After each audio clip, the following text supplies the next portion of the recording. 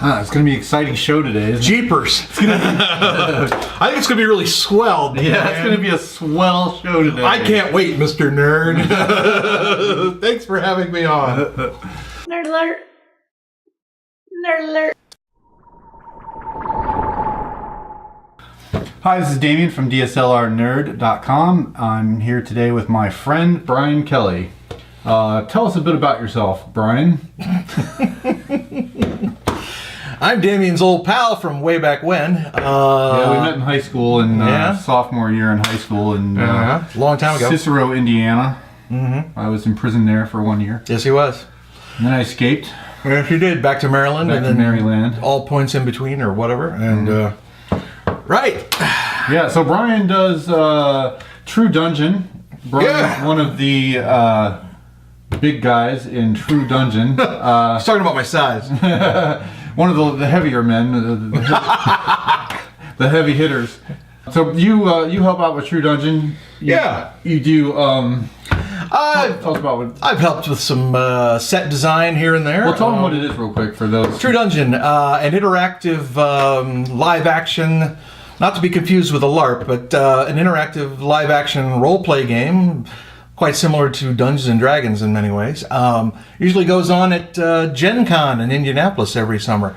And fantasy theme, lots of puzzle solving, monster fighting, elaborate sets, costumes, characters. Although the players aren't required to wear costumes, although sometimes they do for the fun of it.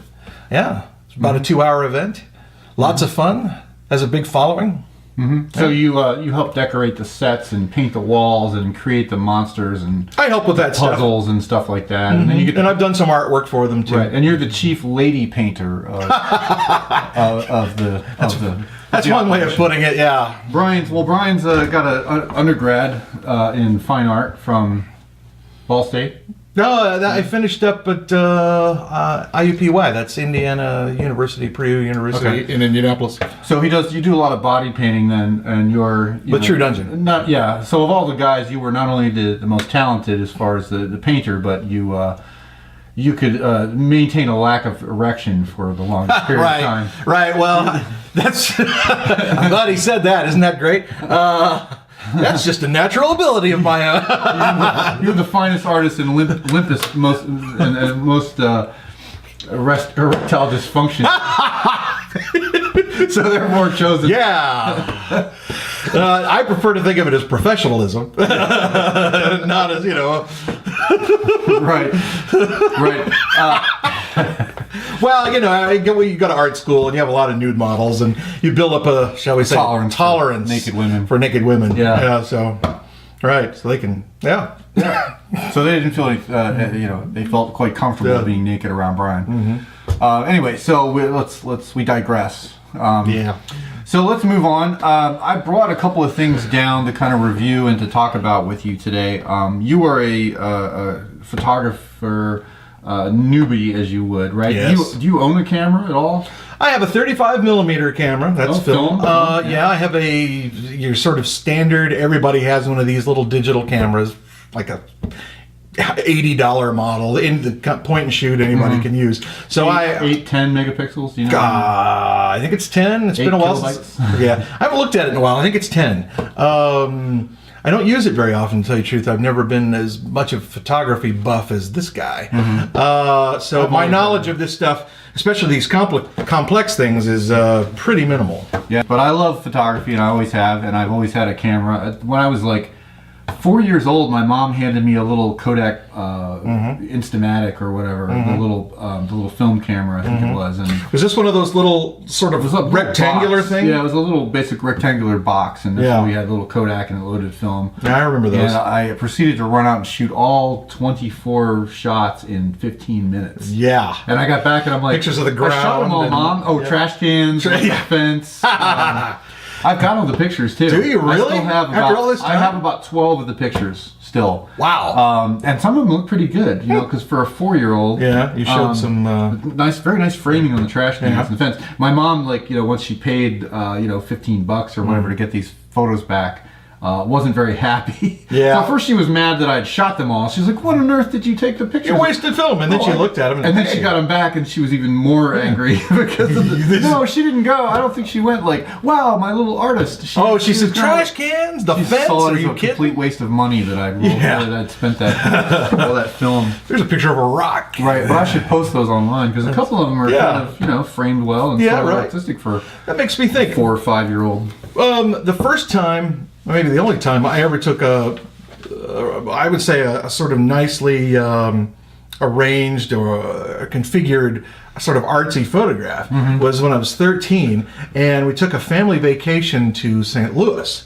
and the arch is there, and everybody knows the big arch, right? Right. And so we did the usual touristy thing of checking out the arch, and which means, of course, you ride the elevator to the top, but while we were standing at the base of it, there's just kind of a big, area that you can walk around. So, and it has 2 legs that go up and join. And so, I think my folks were passing the camera back and forth and just taking the sort of standard, they get way back and then just like a head-on picture. Bang, bang. Everything's centered, very, very plain, just kind of standard photography. And I thought, this is not going to be that cool a picture. And so I took the camera and I walked to one base, and you could get right up to the edge of the base. I don't know if it's still true, but this was years ago. And so I'm standing right here, and it's a kind of shiny metal, and then I look up, and it's about midday. It's probably about noon, and the sun is sort of, is above us, pretty much straight up. And so I stand here and I point up, right up, and you see this this dramatically foreshortened leg of this thing shooting off and up, way up, so it goes in the picture, and we got to develop the film, get it back weeks later, and this picture, you could see this, it just from your point of view, goes straight up, and then it arches over, and I made a point of positioning the sun right behind the apex where it curves, so there was a kind of a halo effect of the light around it, and then the other side just sails off into the, and it was, it was an experiment. I thought this ought to look cool, and we got back to the photo. It's probably somewhere amongst my parents' photos. Did you get it blown up and framed or anything? Never did. If I could find it, I ought to do that. I ought to do something like that. But it turned out to be a phenomenally cool picture, and it was just wow. I'm not bragging, but I was 13, and it was just an experiment, and it was that same kind of camera, little rectangular, looks about like this, only slightly longer, and like that. Sure. But I was like really impressed with myself. But you'd think, wow, that would have made me really want to take lots of photos. And then I said, I'm done for a while. Yeah. Right. Oh, hey, the first camera I ever had, I think I was like about 9 or 10. I got a Spider-Man camera, and it's like a kid's camera. It's like red and blue with a Spider-Man logo on it, and you just pop in a film cartridge and you put one of those old flash cubes at the top that rotates. Sure. And I still have that camera. I've had it since I was like 9 or 10. Sweet. I haven't taken. If you can get the film still, I suppose I could take pictures. I bet the flash cubes are. But you could probably still buy the flash cubes maybe on eBay or something like that. It's possible. They got to be pretty expensive. If they're any good. I wonder if they're any good. I guess they'd last. I don't know. I might. It's really changes your life when you get a digital camera. Because you're just not wasting. You don't feel like you're wasting film anymore. That's true. And it opens you up to much more experimentation. Right. So you can just freely photograph. Wasting. I'm really amazed that people are still using film cameras because of the effort involved in shooting and then taking it over and getting it printed and all that kind of stuff. Really, it's so beautiful to have not only a point and shoot, but to have a decent SLR to change lenses and get a little more into photography. So my first SLR was in college. I had a Ricoh, which was a Pentax K-mount, I believe. Mount, and I had it for about 4 years and it got stolen. So, but I was really into macro photography. I had a ring that you could reverse the lens. I just had one lens with it. I never bought any more lenses, but I like to do black and white photography and a lot of flowers and stuff like that, and up close. I like black and white. One way of doing macro is reversing the lens on your camera. At least in the film days. I think you can probably do it with digital now too. There's probably a ring for it, but. Anyway, so wait a minute, explain that to me. Are you talking about where it sort of has the looking through a telescope the other way effect, where it kind of does like a wide angle? You don't really see that in the lens. You just see, when you look through the other end, it looks like it elongates it and it's makes it farther wider. away. But when you reverse it on your camera, though, it just gets you that much closer. You don't really notice. It's just you're then just kind of shooting macro. Huh. I'm pretty sure. I haven't done this in a long time, but Yeah. I never remembered. There wasn't any kind of elongation or anything. But, Oh, okay. I just but I can get into that macro. There's different types of macro. You can do a lens reversal. You can add some filters on the end of the lens. You can extend the lens from the camera with some tubes, and then finally you can actually buy a macro lens, which I have here in the bag with me. Oh wow. Okay. So I guess we can get into this is kind of the bag I took to my and I apologize for not posting a new video for almost a month. We were traveling out to New York for my daughter's christening, and then my grandmother died, so I had to That's go bad news. get right back on a plane, and we drove out and back. And then I got on a plane and went to Grandma's funeral. So this is the bag I took to my grandmother's funeral, or with me out to Maryland anyway. And I still like and use this little camera bag, which I've done a review for. I always hate that. I always pick it up and go the wrong way. Oh, because it's reversed on here. yeah, that's weird. It is reversed on the camera. Yeah. I'm never quite getting that down. So I have this is my new camera that I bought this year, or last year. Wow, this is That's an impressive looking piece of machinery there. dusty. This is the Canon 5D Mark III, and my batteries are dead. I have another camcorder. I wish I could do some close-ups. Maybe I'll just shoot a few close-ups, go back and shoot a few close-ups later and edit them in. But other than, we could always zoom in here, but you guys have. This is mostly about Brian's questions and my answering his questions rather than necessarily close-ups on the gear. I have many questions. Many questions. So this is a lens hood. Oh yeah, I've seen that. And this goes on the end here, and it basically function is to block out, rays from the sun kind of coming in at an angle and causing lens flare. Now I have a question. This irregular shape here, is that due to the fact that your photo is typically rectangular? In other words, if you were taking, like, say, a circular photo, this would just be. Well, there's lens hoods that are more of a cone like that. Oh yeah. Well, what's the like this one? See, this is like one big. So what makes you choose one over the other? Because this is such an odd shape. You don't really have a choice. This is the lens hood that comes with this lens, and this is the lens hood that's meant for this lens. I see. This is a macro lens, so you actually it's 100 millimeter. You're shooting from a distance, so it needs to have a lot of coverage, protection from the rays to be at that long angle to your subject. Whereas this is a super wide angle lens, so you don't need much of a lens hood at all. That's interesting. Now, yes, it's tulip shaped because the sun's going to be usually above you until you turn it sideways like this. In that case, you could always kind of rotate that sideways. If you wanted to. Wow, look at that. And you can also, this is a little tip not everybody knows, but I've covered, you can store these on backwards. You just store it there and it's out of the way. Pop it on backwards. My cousin had a little Micro Four Thirds camera with a lens hood on hers, and it was backwards. And I pulled it off and turned it around, and she goes, "Oh," because it came this way, and she just thought that was how it was. And her focus ring was up here, but she had autofocus on all the time. Oh. So I picked up her camera and went, boop, boop, boop, like that, and she goes, "Oh, I didn't know that part came off." Non-tech people. Anyway, so what I had in my bag when I went out there, and I used this lens so much. This is a 17 to 40 millimeter super wide angle, and it's an f4, which is decent. They make a 16 to 35 f2.8. And you understand f-stop, right? I have a distant memory of f-stops, and from when I was in college, I took a photography class. This is a classical conventional photography, where it was black and white, 35 millimeter. You take the photos yourself, and then you would develop them yourself in the darkroom. And so I learned all that then, and that was several thousand years ago. And so I kind of remember the f-stops, but not very well.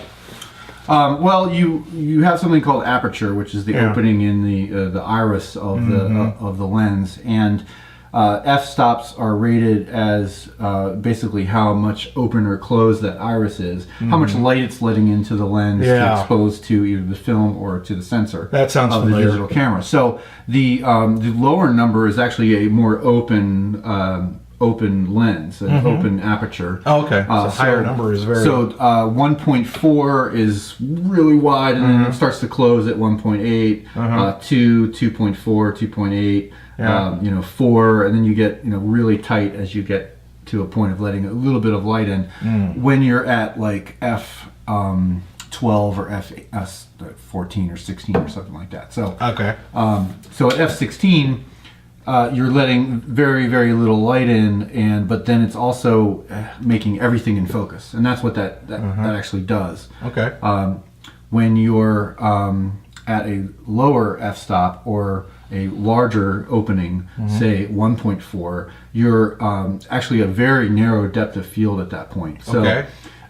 You can have someone's eyes be in focus and the tip of their nose be out of focus. Wow. Pretty much, it's a small little area. Yeah, I see. Of focal wow. length. And I have a lens that's real great for that. This is a 50 millimeter 1.4, and it has its own little lens hood again that snips on like this. And this starts at f1.4, as I said, and goes up to I forget what the maximum is. I'll have to put it on.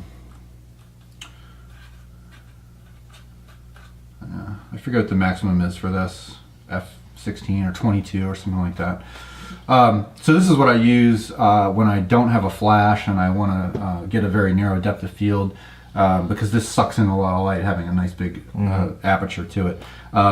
There's 3 versions of this lens. Basically, there's one of the L lenses, which this is my first L lens. It's got the fancy red ring around the end. There's a 1.2 50 millimeter that's probably $1,000, $1,200 bucks or something like that. This is the 1.4. This one was, I think this is about $300 right now, $350 maybe, or $299 even. Yeah. And then there's a 1.8, which is only like $120.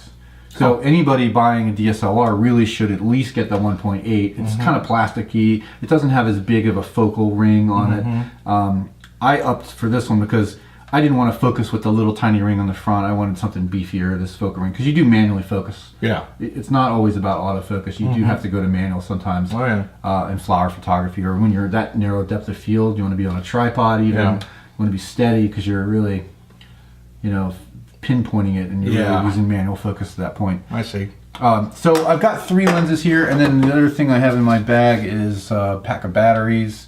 I really like these battery holders. Have you seen these? Oh yeah, I have seen them. I've never used one, but how do you get the things out of there? Pop them out, slide them out, like you push them out from the bottom. Oh yeah. And then once they're spent, you can stick them back in. Upside down, and then Okay. I can dig it. Yeah. And then what else I have in my bag? This is a little cleaner pen.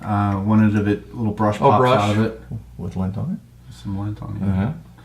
And then the other end of it, I never use much, but it's got like a little rubber edged, but it leaves a mark though.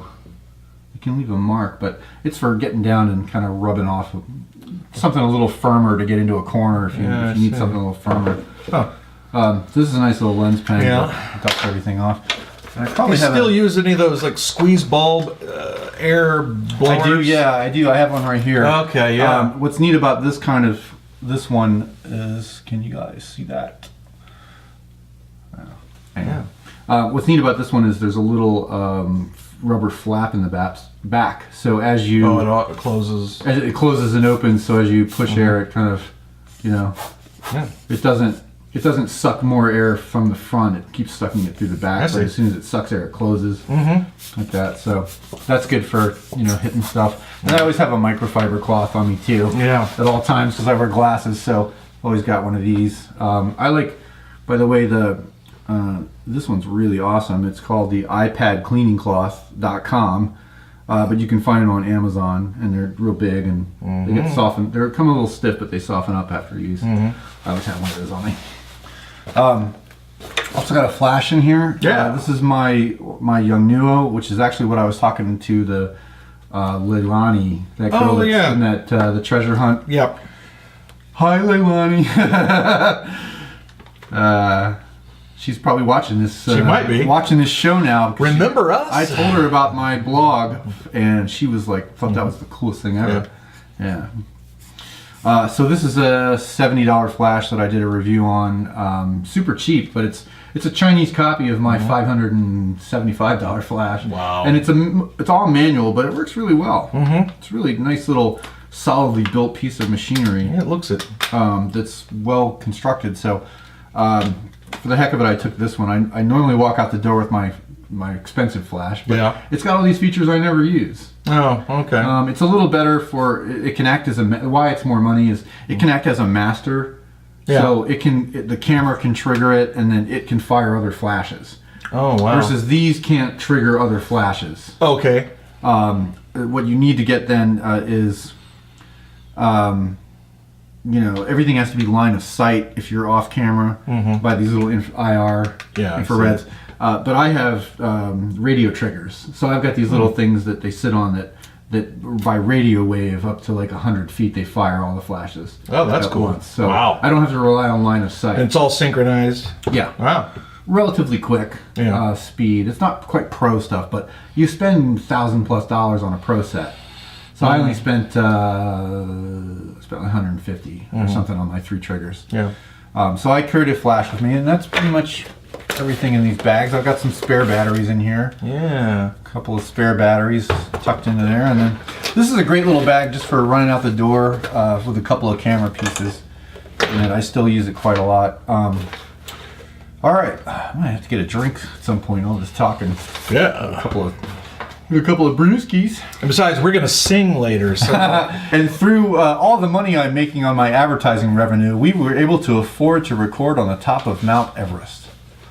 Wow. It's so pretty. Yeah, it's a long way down, too. That's a long way down. Whoa. Whoa.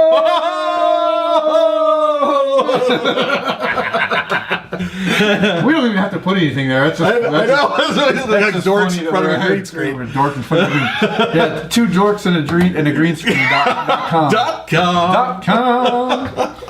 .com. Okay. So I've got these 3 lenses here. I've got. I'll explain what they do. Take that off, I suppose. And then I can, so I'll just open it up to questions at some point. Like, what the hell does this do, and what's this over here? Yeah. So, do you have your questions ready? Yeah. Do you have your questions? Ready, folks? And I don't have a single card in this camera. Yeah. Yep. You know what? It's funny because in here I've got a card case that's made by Pelican that holds SD cards, and I was going to review this today, so I might do that. I guess you can do it. Yeah. It's waterproof and all this stuff, but it's hard as hell to open. Is it really? Well, so in here I've got a 16 megabyte SD card. That ought to last us a couple of show it to them. Yeah. Zoom in. Bobble beeble, bobble beep. Yeah, okay. I always do that. I always go the wrong way.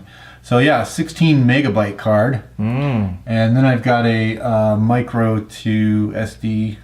Anyway, so I've got a 2 gig in here. I've got a see, there's the micro. That's a micro to SD, and then I've got a little adapter, mini to SD. So I figured I might as well keep those for no reason at all. 128 megabyte. So I guess my smallest one is a 16 megabyte. Awesome, huh? Awesome is the word. Yeah. Anyway, I guess I should run upstairs and get a SD card so that I can show you the camera. But let's just put this in and see what happens. Let's put this 2 gigger in. Now, SD cards come in speeds. Did you know that? Speeds. Maybe I knew that, but I don't know much about it. You want to tell me more? Well, I'll tell you more. You want to get class 10. They also make a really expensive, it's like UDX or some crap like that. I can't remember the exact name. Yeah. But the standard, if you're on the budget, you want to get at least class 10 because it'll handle the processor. Okay. If you in the burst, if you go and shoot 8 or 10 pictures in a row, a faster card will write those pictures to the card better, and you'll get your camera back at some point. Because if you go bam, bam, bam, bam, bam, bam, and take a bunch of pictures, then you got to wait a half an hour. Your camera's gonna wait a bit before it's processing everything that's on the card, and if you only have a class 4, you basically have to like set your camera down and go get lunch. But so buy class, you want class 10, and then the pros actually spend a crap load of money on these, like, I want to say they're called UDX. Anyway, don't quote me on that. Somebody's going to get mad because I didn't say that right. It's not a UDX. It's an UD... XLQ 2950. Yeah. So this is obviously not. And the video, of course, you need, you're recording a lot of stuff and getting dumped. You're dumping constantly onto the card, so you definitely want Class 10 none too. What happens next, Mr. Nerd? So I do like this Pelican case, except that it's just really hard to open. For some reason they made it. Maybe that has to do with the whole waterproof thing. Yeah, it makes it's it gotten tight easier. seal. It's gotten easier. When I first got it, I had to get a coin in there and turn it. Really? And it's loosened up a little? Now it's loosened up just a little bit. Now I use it. All right. So we have 3 lenses here with the 5D Mark III. I've got a 17 to 40 L, which is an f4. I've got a 100 millimeter macro lens, which is f2.8, and I've got the 50 millimeter 1.4 lens. So the camera's on. What do you want to know? Ask me anything camera related. Camera related. Let's see. Okay, let's say you're taking photos of moving image or moving objects or fast motion. Well, tell me what you're going to do under those circumstances. Well, you want to have a high shutter speed for one. There's a golden triad in photography. There's 3 things that go into taking a picture. All right. And you know, a lot of people, when they get a camera, at first they want to just stay on the old green auto everything button. My wife is like that. She feels safe there. She doesn't want to leave that green auto everything button. But most people then will have a flash on their DSLR that'll pop up and fire automatically when it's on that setting. That on-camera flash can be kind of crappy. It's often too hot, and people don't know that they can go in and adjust the output of the flash. Okay. Sometimes if you have a long lens, that little pop-up flash is going to catch the front of that lens and cause a shadow in your picture. Okay. So that's why they don't even put one on this professional camera. Oh. They figured you're going to definitely have a external flash with you like that.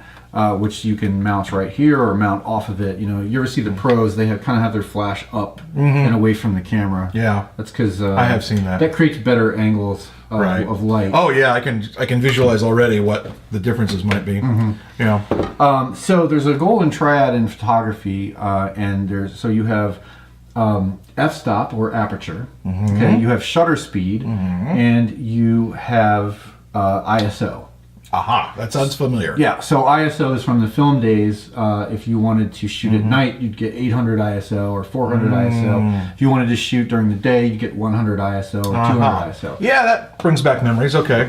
And so basically, that's how it functions for a digital camera. If you're outdoors, you have a lot of light, you don't need to have a very high ISO. If you are indoors and you don't have a lot of light, you need to crank that ISO up. So, and then you have aperture, which I said basically aperture or f-stop is down to what that comes down to is how much blur you want in your picture. Do you want everything to be in focus? Then you want to shoot at f10 or f12 or f18. Do you want only a narrow depth of field? You want to be at f2.8 and lower. I see. I follow that. And then shutter speed, then basically a fast shutter speed will capture that action, that fast moving action. So, what I really recommend is getting off the green button and then, you know, the first step is P. And I'll explain to you what I mean. How about that? Yeah. So P, what does that do? Where are we coming from now? The surface of the moon. The surface of the moon. Surface of the moon. Oh, fortunately, we've encased it in an invisible life support bubble, so we're okay, yeah, folks. we can breathe just fine. But the gravity, what can you do? What can you do? I'm floating. I'm floating. Yeah, look, there's an alien back there. See him? See him back there?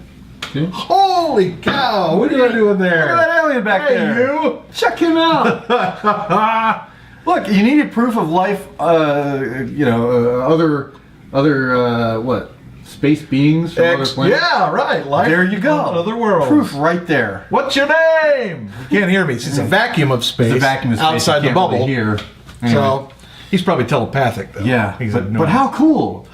An alien sighting on my show. And only here on DSLR.com. .com. Oh. Okay.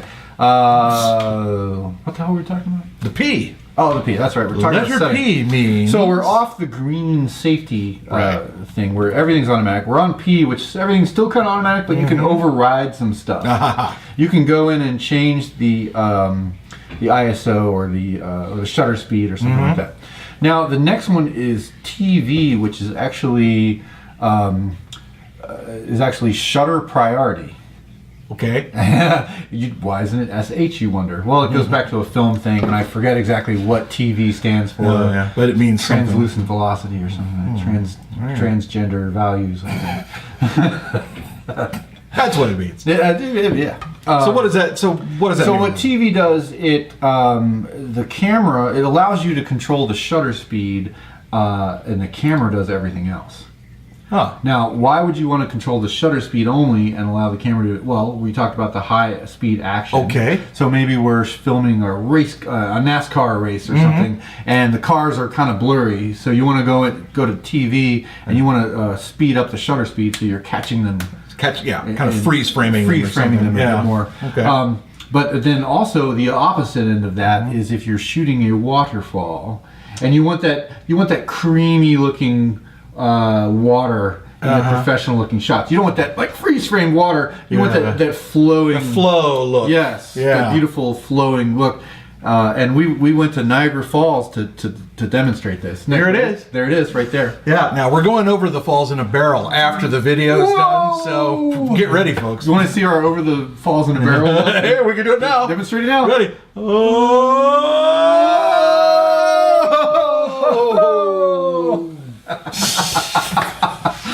Yeah. That's great. Whew. That was a lot of fun. So TV lets you go and control the shutter speed to either make it speed it up or slow it down. Okay. So get the blur. You know, maybe you want that blur. Maybe there's this guy riding a bike and on a motorcycle past you, and you want that like, sort of warp speed blur. So TV's your friend then. You know, transgender values. For pulling off that kind of effect. I know there's some guy's going to write like, you bastard, you don't know what you're talking about because you don't remember what TV stands for, therefore I'm not going to watch your videos. So as I've said many times, this was done just to frustrate you. Yeah, as I've said many times, I am not the Lord of photography. I am just a humble Prince pupil in the I'm sorry. I'm a humble pupil of photography, and I don't know everything. So there. But then there's who does? Whoever knows disclaimer. everything. Yeah, whoever knows everything. The internet people, the guys that live in their parents' basement that get on the internet know everything.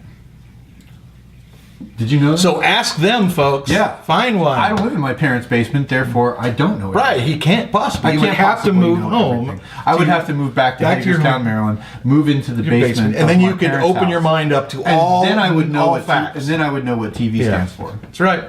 Yeah, It's the only way to do it. right. What comes after TV? So after TV, you Mr. have Nerd. AV. AV.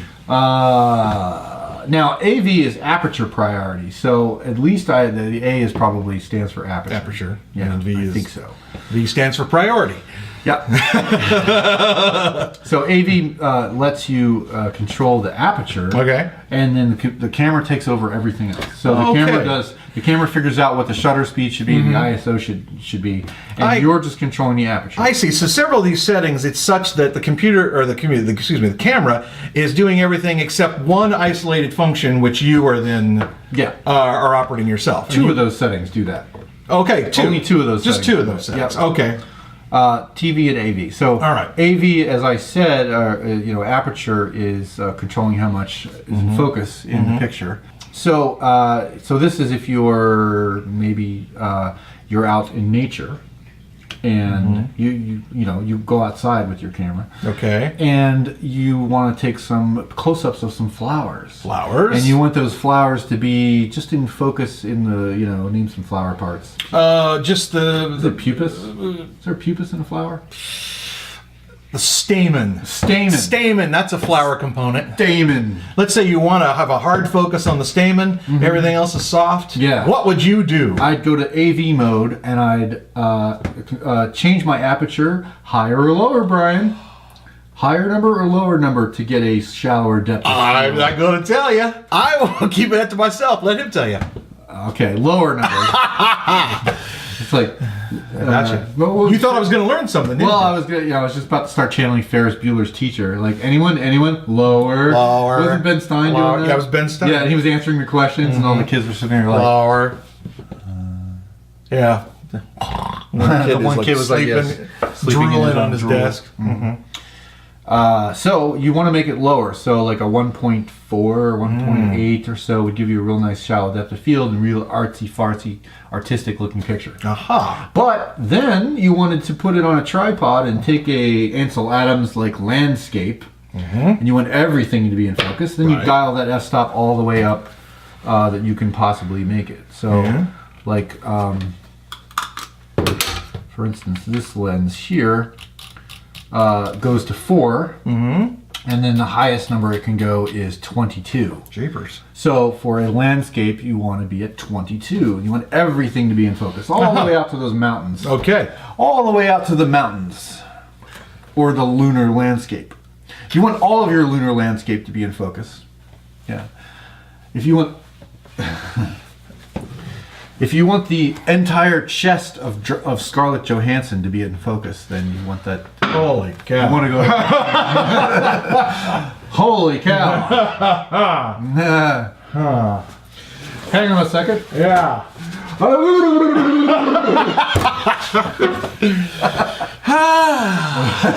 She's a lucky lady. Yes.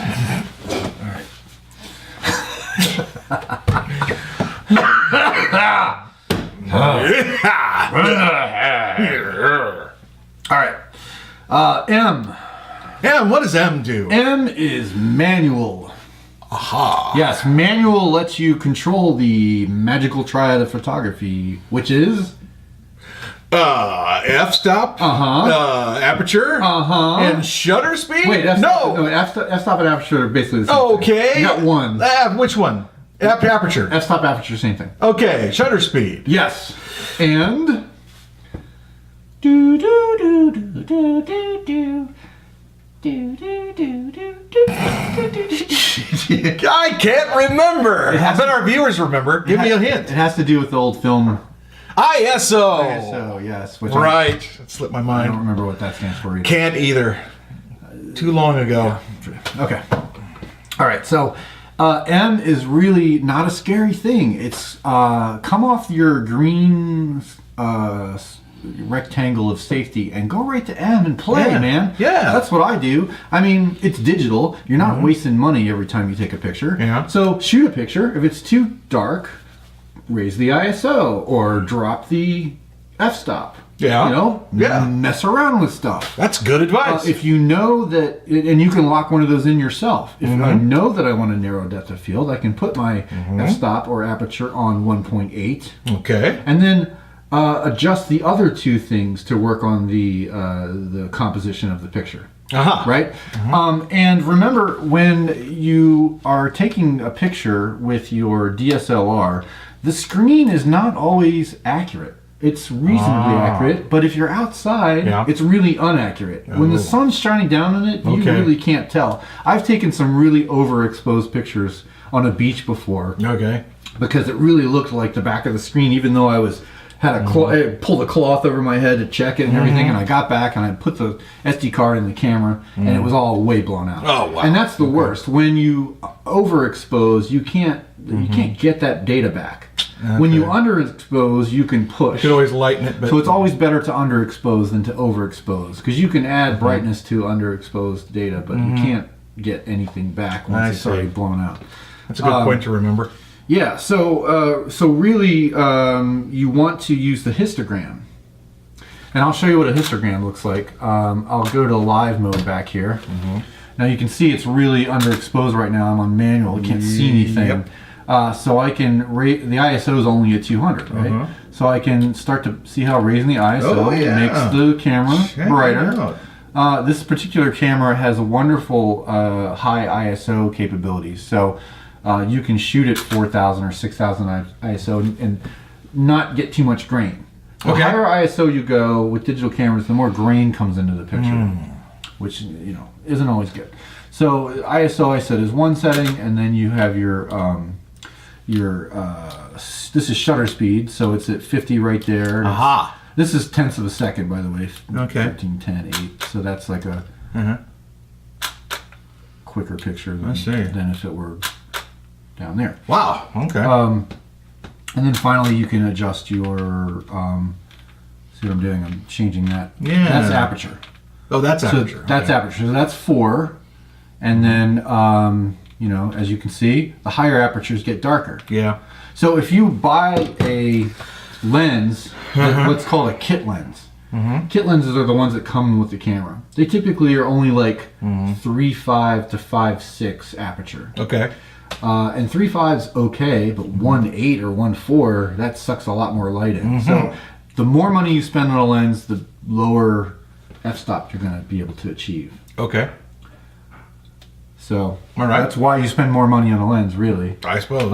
And you as a pro, you want to have better than 2.8, 2.8 or 2 or 1.8 or 1.4. Okay. That's all pro gear. All right. And then the cost goes up. Yeah. So this is I did buy a 4.0 lens, but I can pump the ISO on this particular camera, so it kind of compensates for it to a degree. Okay. All right. So as I said, when you're on M and you know one part of your triad, okay, so I'm shooting motorcycles going by. Right. I know I want a freeze frame, so I'm going to have to set the shutter speed relatively quick. Then from there, once I know, I can then adjust the other things to get more, to get a proper exposure. Now, when I was talking about proper exposure, when you hit the info button on these cameras a few times, you'll get what's called a histogram. Oh yeah, there it is. And that's basically underexposed. You can see how. Let's show the folks at home real quick. Take a look at this histogram. Oh, crappy remote. Shitty, crappy remote. So you can see there's a little histogram on the back of this. Anyway, this is underexposed, so you can see there's a lot of there's no data on basically the right side of that histogram because it's underexposed. And as you zoomy zoom, hi, we're back. Gosh, that's an effort. Okay, so I'll just show you here, and maybe the folks at home will get a zoom in. As I'm raising the ISO, no, I'm raising the shutter speed right now. Yeah. As I'm raising the shutter speed, look at the histogram. It's starting to spread out more. It's now decent. Oh, and it's even right. It's filling the screen pretty much. So too dark, and you're going to have no data on the right side of it. Too bright, you're going to start to lose data on the left side. So you want it more evenly dispersed across. Okay. And you really don't want it to be. You don't want it to hit the edge here, like it's doing there. Like there, yeah. That's called clipping. Okay. Right? So you want to come off of it so there's just a little bit of it. You want to see a little. But do you still want sliver this of black. spike on the right like that? That's fine. That's fine. Okay. Yeah. Okay. It's really about how much data is filling across. Okay. So by leaving a little bit of data missing on the right side of the histogram, I'm underexposing, and underexposing is good. Is a good thing, just slightly underexposed. Versus blowing it out too much like that. Yeah. Then you can't get that data back ever. Okay. So I don't want it to. You want it to kind of touch, but I'll do like one more to let it just go under, so I've got a little bit of room to play with, and then brightness and contrast and colorization at the end. So that's a really great way of making sure that your picture is the correct exposure. Dependent on where you're at. So this screen, you can't trust the screen 100%, especially when you're outside in the sun. Okay. They do make like hoods and stuff that you can look into, or viewfinders that you can look into the back, which help it quite a bit for video and such. But again, that's a surefire way of telling. That's a nice if you've feature. got a proper exposed picture. I see. B is the next one on there. Oh yeah. B stands for bulb. Bulb is it will open the shutter for as long as you've got the button pressed. Aha! So if you wow. Yeah. So that's used for. Now I had that open for a while, and look what I got—completely blown out. Right. Because it sucked in light for 10 seconds. Way too much light. Yeah. But if you're out shooting astrophotography, like, or you're shooting the moon, or you want that trail of stars over a period of time, you can use your bulb setting. Yeah, and get a time lapse. You get a time lapse. Yeah. Also called an intervalometer, by the way, is a little thing you can get, which is kind of like a shutter release. So don't buy a cabled shutter release. Oh, don't. No. Buy a intervalometer that also has a shutter release feature. Aha. So I did not listen to myself there. I have a little shutter release on a wire that is really great for product photography. Why is that good? Because you don't want to shake the camera when you're hitting the button sometimes. Right. You've got everything set perfectly, and you're on a tripod, especially for macro photography. You want to be away from the camera and press a remote button or a corded one. So you're not moving the camera when you press the button. Okay, makes sense. And it's best to invest a little bit more money into an intervalometer that also has a shutter release built in, because you can also then program it to take a picture every 3 seconds for several hours. And to get to make a time lapse. I see. So some cameras might have that built in. I don't think this one does. I know there's some point and shoots. There's even apps you can buy for your iPhone to turn it into a time lapse photography. Oh, wow. Yeah. And then the last buttons on here are custom. Oh, so you can set the settings. You can set settings, and then they're there for you when you. Right, and I use those for video pretty much. I set my when you shoot video, you want to have your how does it work?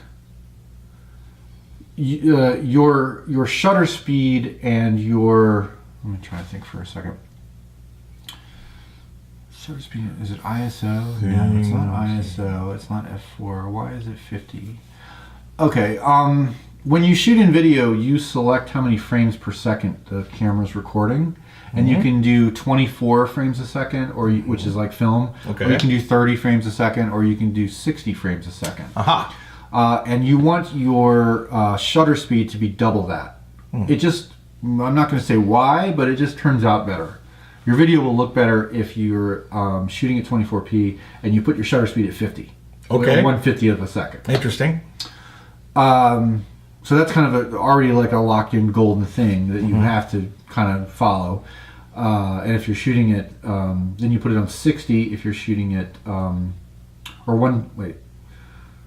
So if you're shooting at 60, then you want 1/24th of a second or 1/25th of a second. Okay. Frames a second. Never heard of any of that before. The reason why you want to shoot in 24 frames a second to get a film-like look, but it's not very good at capturing high speed. So if you're shooting a skateboarder, something moving quickly, you want to be at 60 because it's going to capture more data. Okay. It captures more data in, so you can go back and slow it down later. Okay. Or you're going to shoot somebody walking slow motion. You want to shoot at a higher frame rate, and then when you slow it down to normal, then that person's going to be moving in slow motion. Okay. Yeah. Let's take a break. Let's take a break. We'll be right back, folks. Pausing for a station identification. And now a word from your local sponsor. I hate this remote. I hate it. Brian, to you and to the rest of the House of Representatives. Here, here. Would you guys get something done already, you bunch of... Insert nasty comment.